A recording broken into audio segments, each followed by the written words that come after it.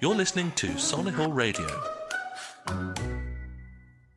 OK, everybody, I think looking at the clock, it's pretty much 2:45, so we like to start on time, and one of my promises tonight is we always finish on time as well. So thank you very much for coming. It's good to see a good crowd, even though it's probably one of the most beautiful evening of the year so far. Thank you for turning out for the local politics. Before we go any further, I need to explain this gentleman and explain your sort of rights around it. So Jeff is from Solihull Radio. He is recording this. It's not for live broadcast. He's going to make sort of things of it in the future. So the reason I raise that, some of you might feel you don't want to be on that, in which case if you do ask a question or want to make a contribution, please just say right up front, I don't want to be part of the radio, and you will sort that out, won't you, Jeff? Because yeah, you can, because it's not fair for us to assume you want to be in there. So that's that little bit. Other than that, just really a couple of promises from me before the evening. The first promise is there are no pre-set questions. There are no sort of long rambles from me by way of introduction. We're just going to get straight into what you want to ask about. I have no idea what they will be, and I will just try to get the second promise to give the most honest, genuine answer. If I don't know, I will tell you. If it's someone else's responsibility, I will tell you. I'll probably give you my view on it, but I will try to be entirely straightforward about how that is. But last thing to say is, of course, thank you for coming and participating, because when I was elected as mayor, I gave a commitment that we would do these activities, and we've kept that going. We had one in the Civic Hall in Solihull about a year ago. That was really well attended, actually, and we've done it across the conurbation because I believe very strongly that I should be available for residents to put, in a sense, whatever they want to me. However uncomfortable it might be for me, maybe even for some of you, as we go through the course of the evening. But it does really take your commitment to make it work as well. So genuinely, thank you for coming and participating in it all. And that's all there is by way of introduction. The rest is entirely down to what you make of the evening. So I always say, who wants to ask the first question and fire away? Who's the first hand I see? Gentleman in the middle, who's got it written down so I can see you're well prepared. Ben Johnson, lived in Solihull for 61 years. I sent you an email on the 25th of March regarding green space, green belt development in this area. Bear with me, I'm going to read the email. Last week, a copy of the Solihull Champion was delivered to my house. I have read the cover story with almost total disbelief. You state brownfield residential building is taking pressure off green spaces. Yes, the power gen site is brownfield. However, within walking distance of my house, 850 houses have been given the go-ahead, with a further 150 to be added. I now believe that has taken place. This development is to be built on green space, green belt land. I'm also aware that near Woods Farm, there is also another green belt, green space area being built on. There are also many smaller general areas around Dickens Heath, a green space, belt. There are also several promotional units being built next to Notcuts, green belt, green space. To add insult to injury, there's also planning permission for a motorway service station, again, green belt, green space. These are all within walking distance in my house. Your article in the Solihull Champion is misleading at best and bordering a lie. I ask, are you aware of these developments? I am a Conservative voter, generally speaking. However, this sort of distortion I find hard to swallow. You cannot count on my vote if, and that seems you have not responded to it. No, I haven't. So let me just explain about the response. Sorry first to... of all. No. And I'm glad this has come out, because I know this is a really heartfelt issue in Shirley, and we will spend as long as it takes on talking about this one issue tonight. So I've actually got about 8 letters about that publication, the Solihull Champion. I've not responded to any of them yet. I will respond to each of them. We wanted to get the council elections out of the way, then everyone will have a detailed answer. But actually, I do not agree with you that what you have described, which is true, is inconsistent with what I wrote. And let me explain why that is. I did not say in that article that I was preventing any greenbelt development in Solihull. I didn't say that in the election campaign. We were very, very clear. The more brownfield development that we do across the total region, the less greenfield that has to be used in Solihull. And I totally stand by that. And let me explain why. The Solihull local plan, which is currently just out to consultation, formal consultations have closed and the council will be responding, makes it very clear how the number of homes that are required in Solihull is calculated. I'm sure lots of people in the room know this, but it talks about the number that's generated from Solihull's own population growth, and then it talks about the 2,000 that are required to Solihull's contribution to dealing with the regional number. And put very bluntly, if we were not doing all of the building on brownfield sites that we are doing across the West Midlands, and that overflow was much greater, then there would be more pressure on Solihull. And you would actually see that pressure coming in the form of Birmingham City Council, and indeed probably Coventry, not supporting the Solihull local plan. And actually we've seen that historically happen, and then there would be more pressure even beyond the sites that you have talked about. So I absolutely stand by what I say. The more we can develop brownfield, the more we can use the money that the combined authority has leveraged from central government to deliver brownfield sites, the less pressure there is in Solihull. And that is exactly what that article said. So putting it very bluntly, sir, I do not think that that was a distortion. Now, let's just also be clear what happens in Solihull if a local plan is not agreed. It's not my responsibility to agree a plan, and I think all the councillors in the room will be very quick to point this out, and they would be right. But the council does have to produce an agreed local plan. Otherwise, what will happen is developers who, let's be honest about it, have got their eyes on the rich pickings in Solihull. Much better for them to develop here than in other parts of the conurbation. They will bring proposals forward and the council will be picked off without a plan.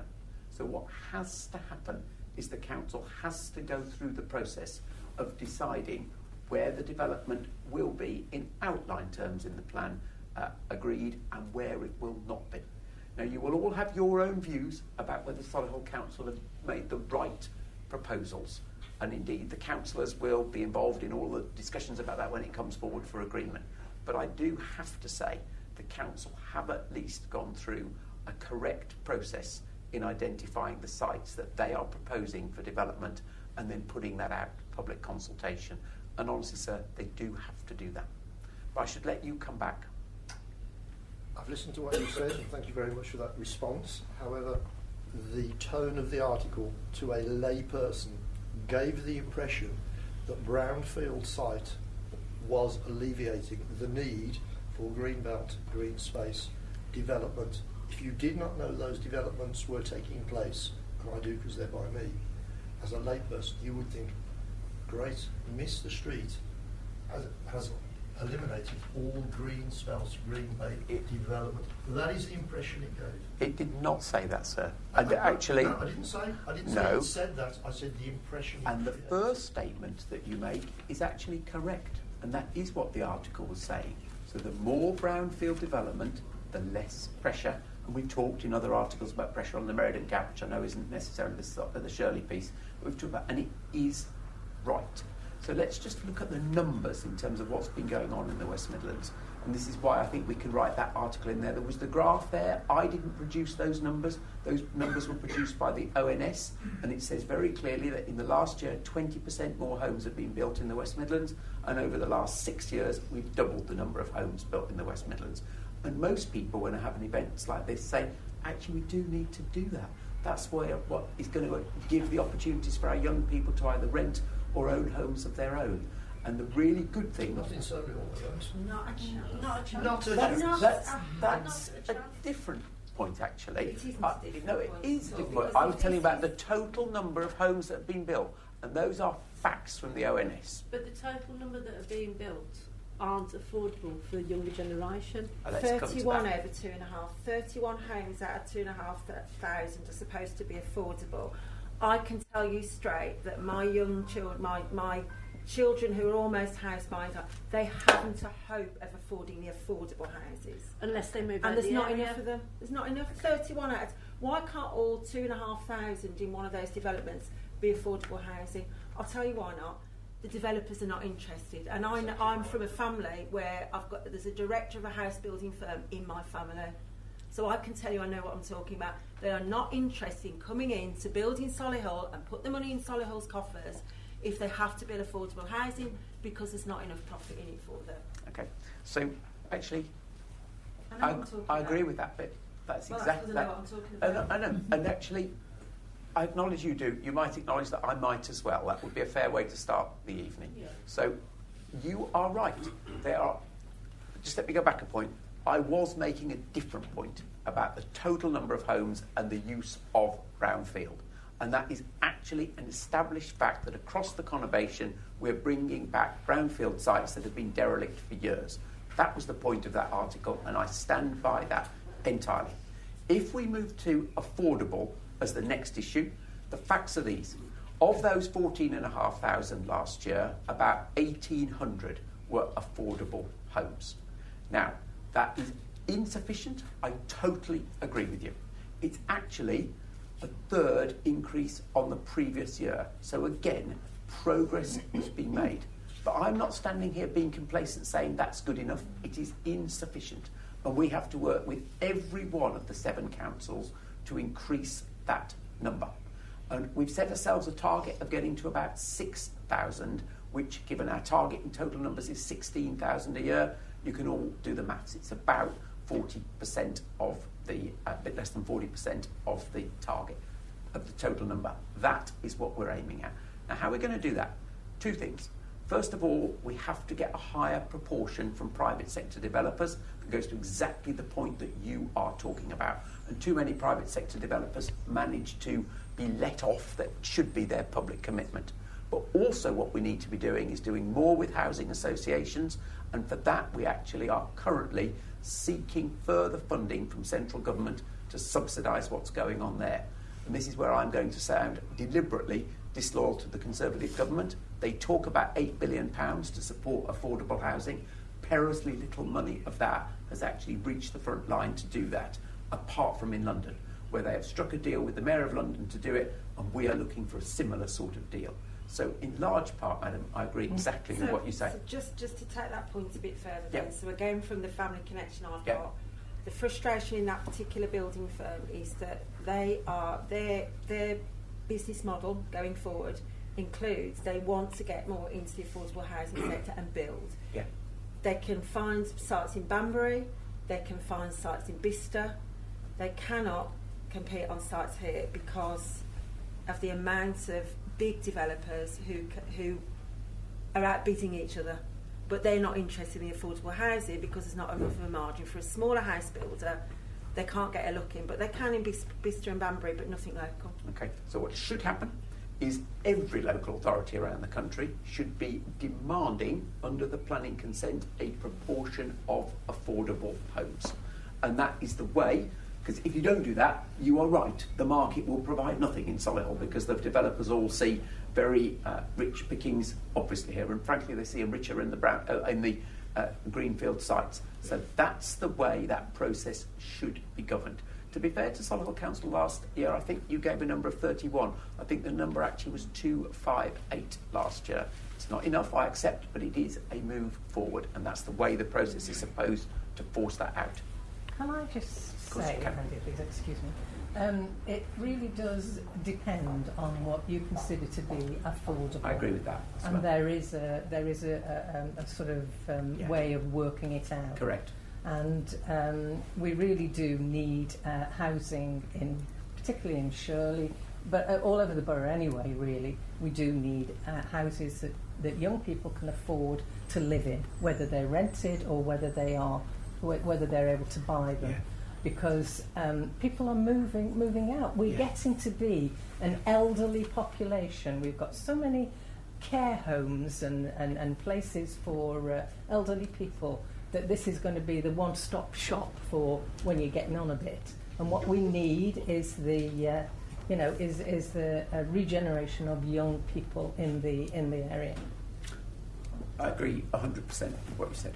So the national affordable definition does not work No. in the most affluent places That's in right. Britain. It's very straightforward, this. So what we are trying to do is persuade central government that actually they need to think beyond that traditional definition of affordable and frankly provide more central government funding to support. We've already got lots for dealing with brownfield remediation, that's going well, but actually to support the type of things we've talked about, housing associations. You might think this is for me to sort out, but I'll just tell you the story. No, We it's not. struggle with central government on this because they look at the West Midlands and they say, taking total numbers, it's not nearly as challenged as areas of the South East, which of course is right. And I have personally taken this battle to Philip Hammond to try to win funding for the Walsall-Wolverhampton corridor, for example, last year.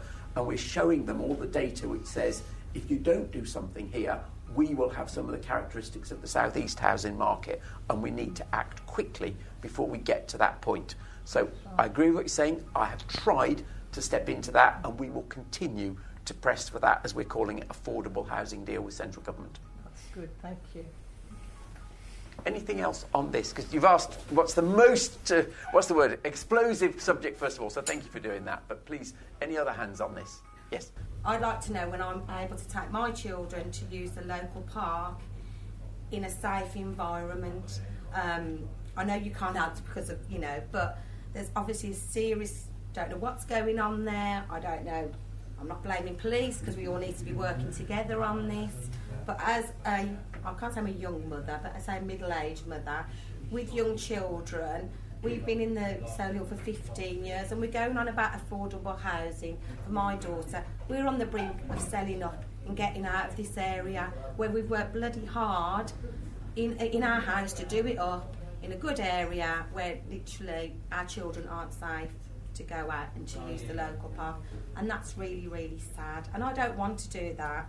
I want to remain in Solihull, but it's week in, week out. Muggings, bikes being stolen, phones being stolen, knives being used of local young youth, albeit from this area or from outside areas coming in, and that's really concerning me.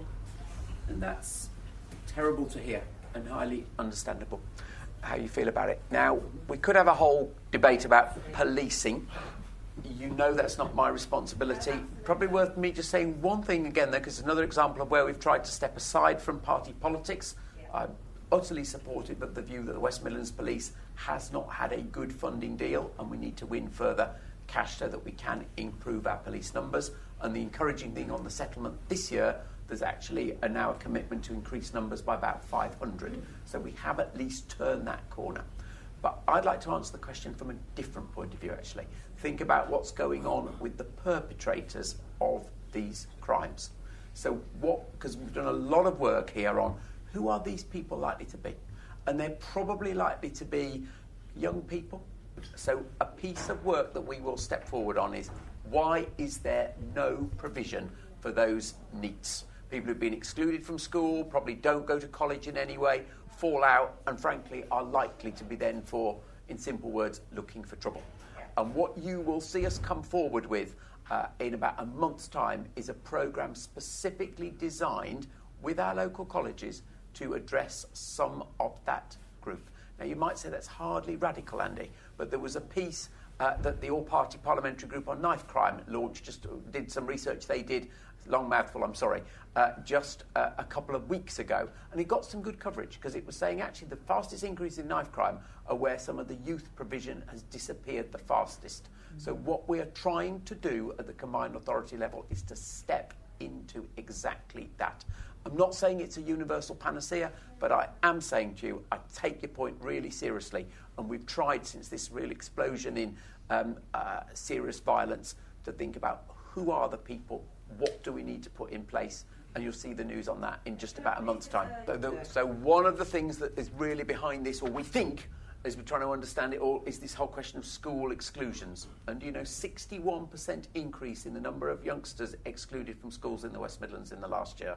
Now, what are they doing? They're falling out the system. That cannot be right. So it's looking at some of these causes that we've absolutely got to get to. but it's about the impact of the mental health of youngsters in schools that are having to take this all the time. So there needs to be a fair proportion of support for the bullied or the children that are being whatever attacked, blah blah blah blah, as well as the alleged perpetrators, and that needs to be taken into, not just let's deal with that and forget about the others. You've had lots of say. I can see lots of other hands. No, but thank you for raising the question. I'm going to come. Yours was the first hand, then you. That's the order I saw them. Thank you. I just wanted to, as you know, I'm a careers advisor, and about this provision really for these young people, which I quite agree with this lady who she's talking about. And I'm going to go straight in for the B word and the impact of Brexit on the European funding. So, for example, the Youth Promise Plus. Yes. I'm guessing we're going to lose our funding for that. So, and for people who don't know, the Youth Promise Plus is funding to help young people who aren't engaged to re-engage.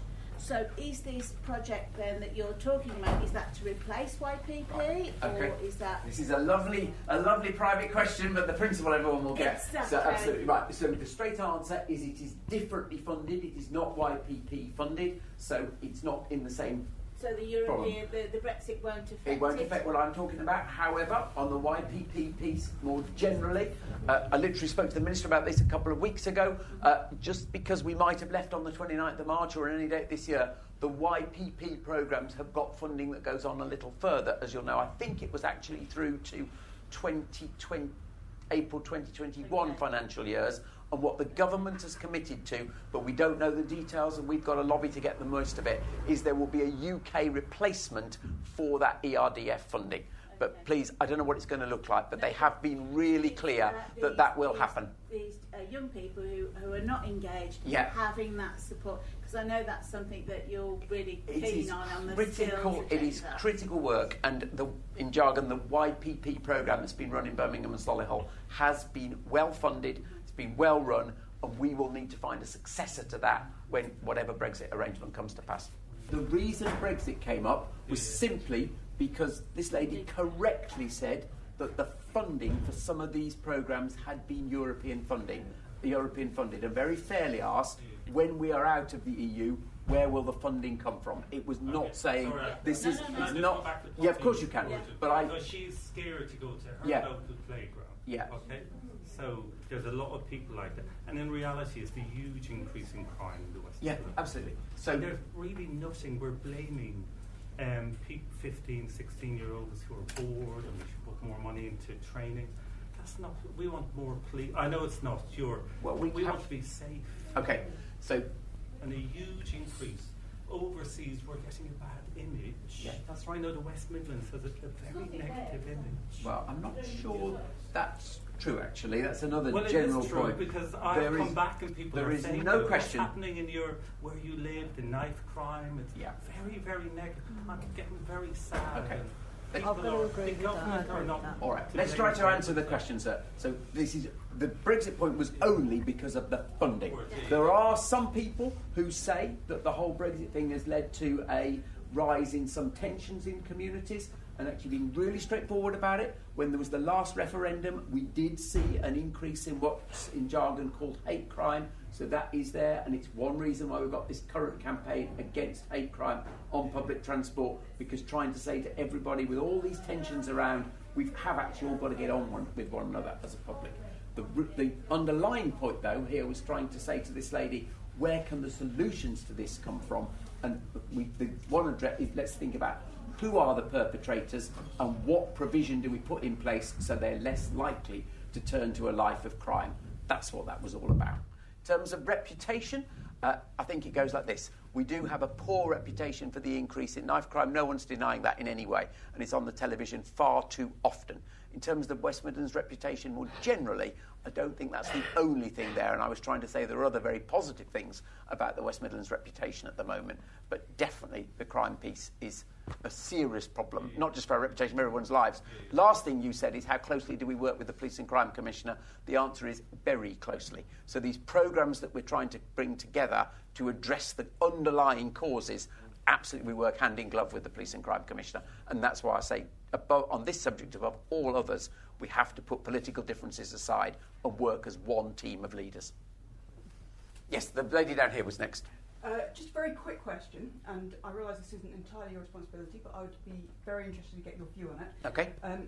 You mentioned school exclusions. Yes. And do you see a problem with the lack of local accountability in the academy system when it comes to things like that? Yes, you said it was a straight question. I'll give you a straight answer. Yes, I do. Because the principle here, and it actually goes sort of back to why I wanted to do this job, when you see something going wrong, you say, who's in charge and what am I going to do to put it right? And it is extremely difficult sometimes, given the fragmented structure of the school system, to be able to do that. Now, of course, the technical answer should be the regional schools commissioner has powers over whatever structure of school to address that, but it is quite difficult for parents, other interested people to actually make that process work. So, straight question, straight answer.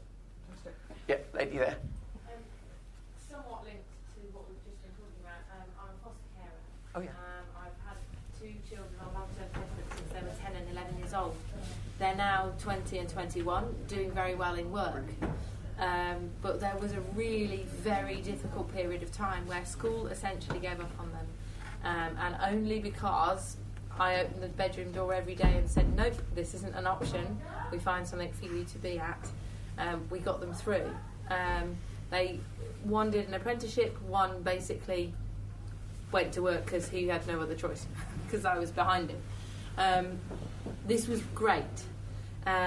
Because of who I was and because of how these kids got through. And I have to admit that the stay and put system, the social work stay and put system worked and was beautifully in place in the right way. So from a let's see what services are in place and what's happening, these kids are a real success story and broken statistics left, right and centre. I'm now an employer of apprentices. And I've got 2 girls, one of whom is coming to the end of her level 3, and the other one's just beginning a level 3, who want to go to degree level. They don't want to go to university, they want to do a work-based qualification. And this is where education needs to think very carefully about not excluding people because they don't want academia. They want to achieve, they want to be recognised for how good they are. They're both incredible girls. And how good they are at their job. I want them to be able to stay with me to level 6. I currently have nothing to offer my level 3 completer in the next couple of months because it's falling apart. The apprenticeship system is falling apart. There's nothing for her to now choose. She's done level 3 and we've looked and looked and looked and there is no provider for a level 5 or 6. What discipline? Because childcare. In theory, you should be able to go from level 1 to level in 7. Theory, and exactly. that is what we're trying to and construct. That's what I promised her a year ago. Yeah. And she came to me in good faith that she would know, Yes. she would be able to progress. I'm fully invested in her. Yeah. The only thing that she can complete next is management. Okay. And we're too small as a company. We're a local company. There's Catherine, myself, and my apprentice. We are too small for her to manage anybody. So I have to give up on her. Okay. Right. And this often happens in these cases. I'd like you to either tonight or send it to me later on, write the practical detail of this down and we will follow this up. Because you acknowledge when these theory is right. The whole way this is supposed to work is from level 1 to level 7. Those that understand what that means, equivalent to degree, you have the opportunity to keep going up the ladder. And if you can solve that for me, I will exactly. write you And we have got lots of examples of where we are solving that. So you said the apprenticeship system was falling apart. I think that's a bit of a generalisation, may I say. From my desperate grasps at finding something for her. For her, that be happening. But what I think you would probably accept if you look at this, and my friend here will confirm this, I'm sure, is that actually if you look at the number of people doing higher level apprentices in the West Midlands at the moment, those level 4, 5, 6, 7, that is going up quite markedly actually. So we are being able to do that. But the others going down. That's right. 2s and 3s are going down. That's right. So the ladder is working in a lot of areas, and if it isn't working in your area, let's have the details because we should be able to set, even if it's a new apprenticeship standard, frankly, so you do get that because it's exactly how it's supposed to work. Thank you. So thank you for being very practical about it. Yeah. Hi, my name's Kadeem. I'm the founder of a new multi-academy trust. Oh, yes. Really interesting to hear some of the comments tonight. So people want to shoot me. But I just want to say, in regards to apprenticeships, something that's raised quite frequently with me and head teachers is how can we be doing more to work with you and the WMCA on a level that's more strategic to encourage our youngsters to take on apprenticeships? Because at the moment in schools there's a very clear and defined route to university, but not into apprenticeships. So what can we be doing more with you to encourage our youngsters to go on and take those really high quality work-based learning opportunities? Okay, so are you in Solihull or other parts of the area? All over the West Midlands. Okay, so if you've got schools in the Black Country, this is particularly encouraging. We do. So you will probably know that as a sort of national pilot in the Black Country, we're doing this like bridge between schools to give information on best apprenticeship opportunities, because there's a general acceptance of your underlying point that for many children the apprenticeship route is ultimately going to be better, but there's a real sort of inbuilt, bias against those technical skills. So we're calling it the Careers Hub in the Black Country, and it's there as a national pilot to try to change that, and actually that goes alongside with a lot of investment in the technical colleges in the Black Country. As Dudley College just won £16 million of investment for technical skills, which we were supportive of, to try to help in that area, which is in a sense much more challenging than Solihull actually, to give those children the opportunities for the right choices.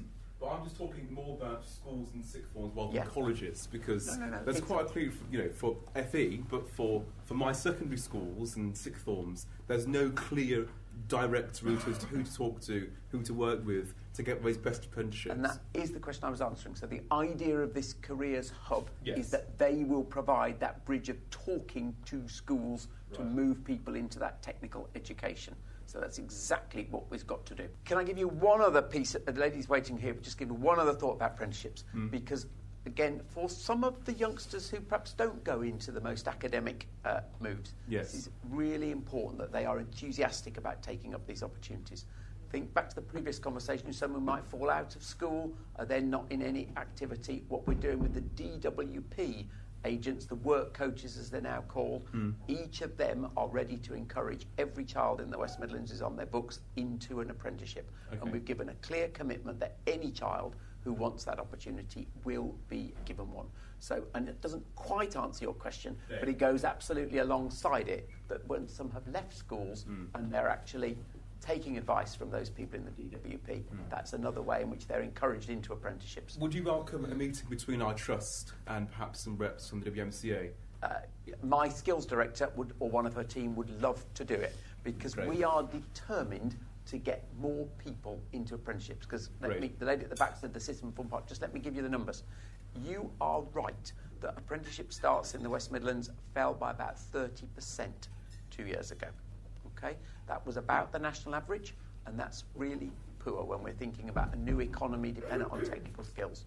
What we have done here is got that number to increase by 22% in the last year, which is better than any other area of the country. So we are really working on this, and I've got a team who's frankly determined to get that number back up to the 30%. I know the maths of that doesn't quite work, but we're all determined to do that, so I'd love to. So give your name to the chap at the back, and we'll follow that up. Right, let's move on. You're next. I wanted to change the subject and look at mental health and how you're working. Obviously, good things are coming. Obviously, we thrive and mental health in the workplace, and obviously the first stage for it. But I'm just interested to hear how more is going to develop as well for us. Statistically, on the website, it says 1 in 25, are affected, basically 25%.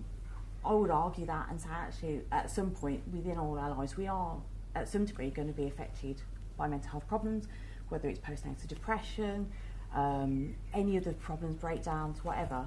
I'm just really interested on what is the next step and what is going to be done. Okay, thank you for taking this, because it's not a subject that's aired that often. It So I'm should really do. pleased It's it has. Mental Of Health course it Awareness should. Week as Absolutely. well. It's really so it's a good important. time to do it. It's also, I hope you'll think this is a fair thing to say, it's something that Combined Authority has genuinely tried to work on, and I'm not going to say it's been one leap and free, but we've genuinely tried to work on since the Combined Authority was formed. So quick canter through some of the things that are going on, then I'll come straight to your question.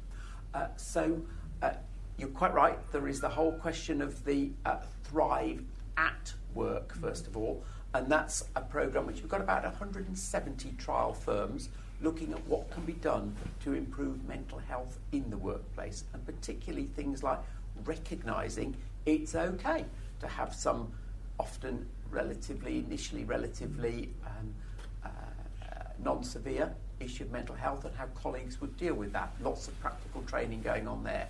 Then there's the whole question of Thrive into Work, and that's much more applied in saying to those who suffer from mental health issues, one of the best solutions is to get you into work. And so that's a programme that's going on across the West Midlands. And I think this doesn't sound a huge number, but in terms of a pilot of trying to see how it works, again, we've got about 150 people into a job, and critically, over 90% of them are sticking in a job, which is really important. Then we've got this whole piece about mental health first aid.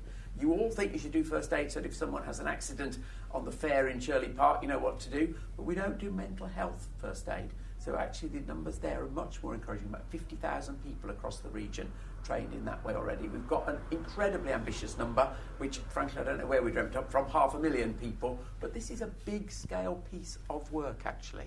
And then what we're also trying to do is ensure that this comes into some of our other core programmes. So if you're looking at employment support work, tackling some of the, and there isn't one in South Solihull, but some of the pockets of really bad unemployment levels, the people who are working on that, particularly trained in mental health issues again, so it tries to link across other programmes. So just a flavour there of some of the things we're trying to do. So it'd be interesting to find out as well for our younger members, obviously our children, and their services as well, because we've had cutbacks everywhere, as we know. We listen to obviously stories before. We hear how victims of abuse and everyone else, you know, how they suffer, and they're not able to access that care. We've had Solihull within our region, and the waiting lists are increasing. What more is going to be done for our area as well, linking in with the projects that you've already got ongoing? Is there anything else that we can do? Well, I think, so where next was your first question when it comes to this. So the piece I'm really, really keen to get to, and this is going to sound quite, I hope people will say ambitious actually, but also could be a bit flaky at this early stage. And I don't apologise for that. The really interesting piece is this whole question about predictive and preventative health, because what we're at, there's so much data which is saying the demands on the health service are acute. We know they can't all be met at the moment, but there's really interesting, clear evidence that some of those demands are predictable if you deal with, and can be overcome if you deal with early prevention. So the next thing the Combined Authority is trying to move into, and we're literally in discussions with the Health Secretary over this, is whether we can be a real sort of pilot area for trying to deal with the jargon, is this predictive, preventative health. And obviously the best example of this is in the early issues of mental health, because there's absolutely overwhelming evidence that if you can tackle those relatively early on in life, actually not just does it improve the lives of the individuals hugely in the future, it's beneficial for society and for cash. So that's the thing we really want to get next as a big scale pilot in the region. I hope that answers. Thank you. Really interesting question. Yeah, okay. What's any other hands? You've had one, so well, go on. I'll let you have yours, then we'll go there, because you were responding first to what was said here. Yeah. Okay, no, just any updates on public transport development for the next couple of years for this area? Yes, there's lots. Let me think. Where's the best? Especially regarding getting people out of cars and to public transport. Well, there's lots. Okay. Pardon? Bicycles, yes, okay, lots, trams, well, where do you want to go? So, actually, I think this is a good story. I'm trying to think particularly if I want to drive from Solihull, or use my bike from Solihull into Birmingham city centre. Yeah, okay. So, bike route. Yeah, okay, let's come back round it all. So, let's just think about quickly the different forms. Rail, first of all, not quite Shirley, but we're on target with the reopening of the Moseley line, which of course it is going to happen.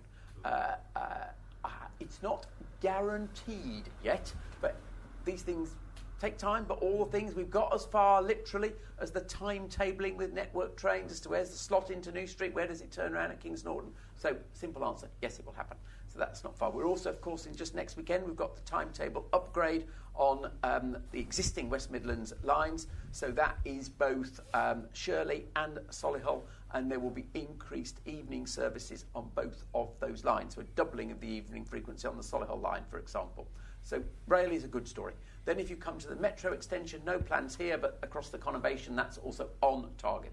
If you then come to the Sprint, which is the energy efficient rapid bus service, then that one will go along the Coventry Road and then into Solihull. That has also had the public consultation. We will be going ahead. We're committed to have that for the Commonwealth Games in 2022. So that's also good. If you then come to cycles, we have got, and actually we'll come to that just in order, actually also buses, because we underestimate the importance of buses as the real sort of workhorse of public transport.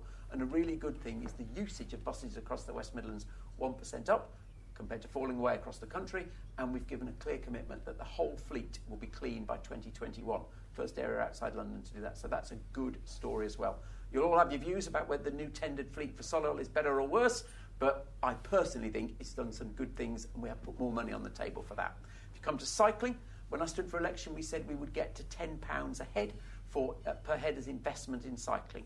We have now got to that because the combined authorities put the money on the table, and that will involve some new cycle routes being developed over time, some improvements to signage, public information, improved cycle facilities at railway stations, but we're spending much more than we've ever spent on cycling. Whether you will have a dedicated route from Birmingham to Solihull, I can't commit that, but actually I can, because part of the sprint routes, we will do a cycle route alongside those dedicated bus routes as well. So I think that's a positive story as well. So actually, I do feel on public transport we're making steady progress after years, frankly, of underinvesting in it. Just a quick point. Obviously, good news on the trains, but if you can't get parking at the station, you can't use the train. Okay, so I'm going to ask you all a question about this, because this is slightly controversial, this. This doesn't apply at Solihull because you have to pay at Solihull, but other stations, Alton, Shirley, very small car park, Shirley, is free. Is that right, or would you think that we should be charging for car parking at stations across the network? I'll just get in my car. I'm about to start using Solihull and paying for it because I cannot get parking at Whitlock's End or Widney Manor or Shirley. And I've got to the point where I am going to pay for it. That's interesting. So if we were to charge at all stations, and that of course money would go into further travel. I'll just give you one other stat. This hasn't been in the press because obviously it's commercially sensitive. The usage of West Midlands Rail at the moment is about 8% up year on year. So people are voting with their feet, and this is why there's no room at the car parks. So would you all be up for that? Where are they going to park though? They're only going to. This is the problem. So I think I know somebody's got a question about car parking in Shirley for you. You'll love that. But that was one I thought might come up. Actually, we will. You're not going home. Oh no, that's all right. Come on, then we got this question, then we'll get to that. But while we're talking about rail and charging, I can understand if it's going into investment. It is. I can understand that. But we've already, with the parking we've got in Shirley, which is about to get worse, got car parking all day on all the side roads. Some of it quite dangerous. You're only going to multiply that by 10 if you start charging at the railways. I know it's chicken and egg, but I think if you want people to be really committed to this, you've got to understand the average traveller Monday to Friday has got kids to get to school, has then got to fly from there across to somehow commute into Birmingham. Nobody wants to drive into Birmingham. Nobody in the right mind. Given the clean air zone being more difficult. It takes over an hour from Shirley. I did it last week and it was horrendous. But equally, I had to drive in because, like Helena said, I couldn't get in at Whitlock's End. I couldn't get in at Shirley, Yardley Wood. My backstop of Hall Green was full as well. So I then went down to a friend who lives in and got her to drive me. And then when she got there, she couldn't stop. So I had to drive. So, when we rode, go on, I asked a question I should let you answer. My husband would say. Imagine, please, that I'm now my husband. He rides his bike to Solihull station because it's on the right line. He goes out to Leamington every day, and he is not allowed to take his bike on the train. I thought there were 2 bikes on each train. Certain train. On West Midlands train. If it arrives in London before 9 a.m, you can't take your bike on the train, even though he's getting off well before London, well before it becomes overfilled. Anyway, long story short, he rides his bike to Solihull, has to leave it there at the station, and takes the train to Leamington, and then has to walk about 1.5 miles the other end because he's not allowed to take his bike with him. The biggest concern for him is replacing his bike. It will become too much of a target, so he's riding this dodgy old thing because he has to leave it at the station. So we are, and this has been really good actually, some of the cycling money I talked about is about improving the security of cycle parking at stations. So we are steadily working through doing that because it's a very fair point. Point taken. But again, I honestly would take that up with West Midlands trains because you're talking about a children's train. If you went on a West Midlands train to Leamington, it wouldn't have the same problem. Sorry to be in too much detail, but that is definitely the fact. He's written letters and all sorts of things. All right. So, but you see why I asked this question about charging. We want everyone to use the trains more. Everyone in the room, I think, would endorse that. But then there is now a real problem over the car parking provision. Now, of course, the real answer is having larger car parks. Just building a huge car park at Longbridge, but that's controversial. It's got planning, but some of the residents don't like it. So just sort of draw it out to see some of the dilemmas about this. But my own view is we have got to build bigger car parks, and in time we will have to introduce some charging in it actually. Okay, but that is not a policy decision just yet. This gentleman's been very patient. Let me come to him next. Hope that answers though on the general public transport stuff. I can ask my 2 questions in 2 ways. One is more of a broad stroke response, and one is more of a detailed response. So I'll let you choose whichever route you want to do in terms of answering it. In terms of obviously transport and air quality, we know that Birmingham City is introducing its clean air zone as of January next year, I believe. They have taken the decision that motorcycles will be exempt from that charge, which is likely to lead to an increased number of motorcycles in Birmingham. What they're failing to do, though, is provide adequate secure parking for those motorcycles. Is there anything that the combined authority can do in terms of promoting the provision of motorcycle parking bays, which need to be secure bays? And is it something that is purely down to the City Council to make these decisions? The latter part of the question is very easy. In terms of how, so the way this will work is the council will raise cash. How they spend it is their decision. However, we will be able to influence that. And certainly one thing I will be doing over the coming months is encouraging them to spend the money that they will raise in various ways. So, straight answer your question, yes, the combined authority could take up an influencing role there, but it is ultimately their decision what they do with their money. So with the money that you say the combined authority is putting into cycle infrastructure, yes, can you put a caveat to say that a proportion of that needs to be spent on parking facilities that are suitable for motorcycles as well as what cycles? The combined authority puts on the table in terms of this £10 per head, we could do that, yes. So will you do that? I think what I would prefer to do, because I'm not going to take it away from the pure cycling lobby, otherwise I shall be pasted over that. I think there is a very large sum of money that the City Council are going to raise from the I mustn't call it that, the clean air zone charging, and you make a very fair point that part of that should be put into motorcycle charging, and I am parking. I'm more than happy to take that up as part of the measures we'll be asking them to do. Okay, thank you. Okay, good. So that was a very precise question. Go on.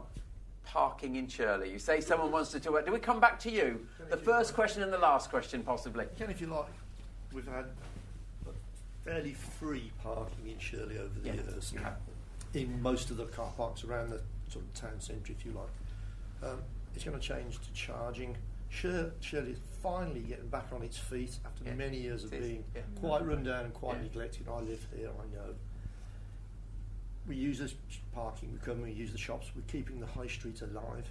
For God's sake, don't charge. People are not going to come in. Shirley's going to take a backward step again, and we're going to go back to where we were 10 years ago, where the high street's going to die.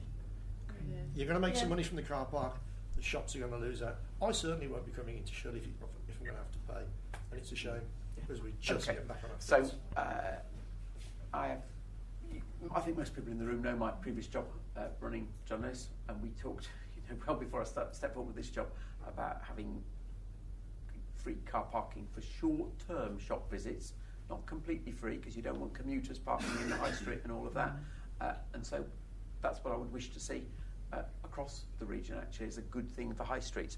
Interesting, Dudley Council introduced last year free car parking in all of their car parks, I think for 2 hours, and they talk about the increase in the number of people who've come into their shopping areas against all the national trend.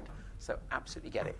Now my hunch, and those of you in the front room might give me a red card for this. My hunch is that this was such an issue in the local elections in Shirley 10 days ago, and the voice of the public was pretty clear on it, actually.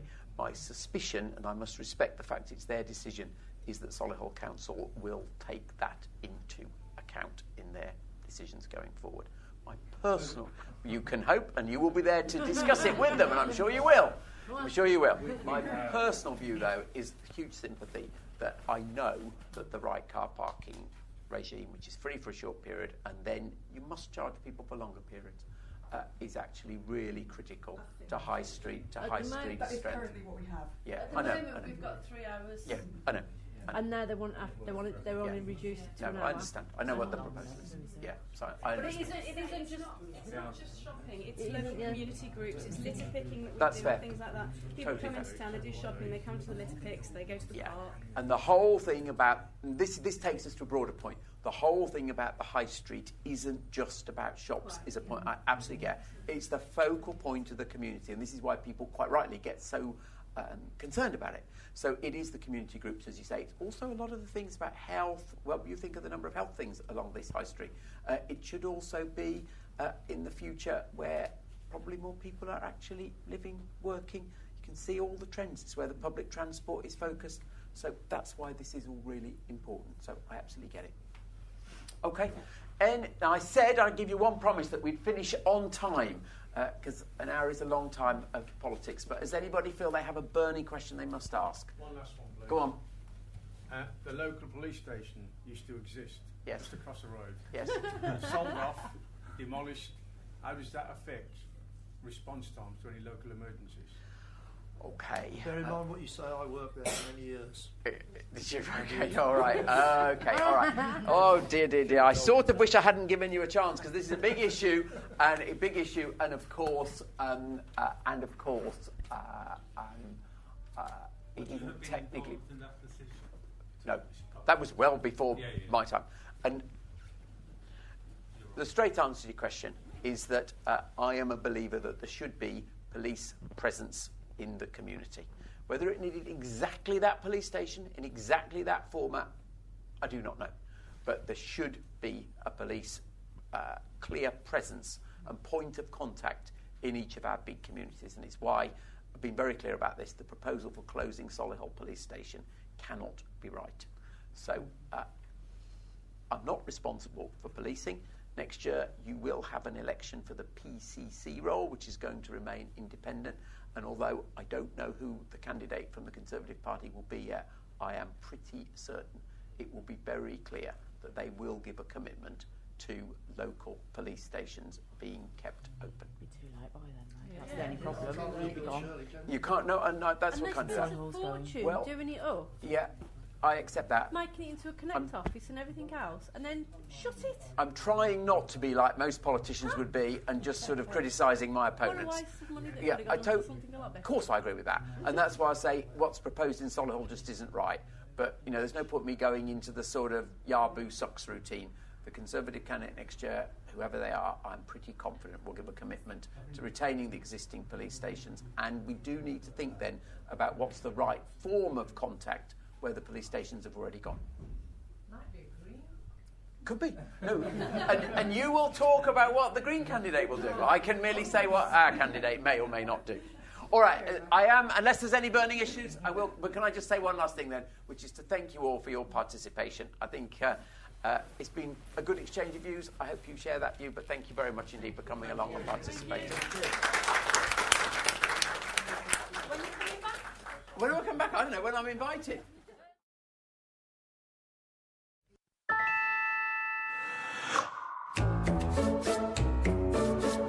Solihullradio.com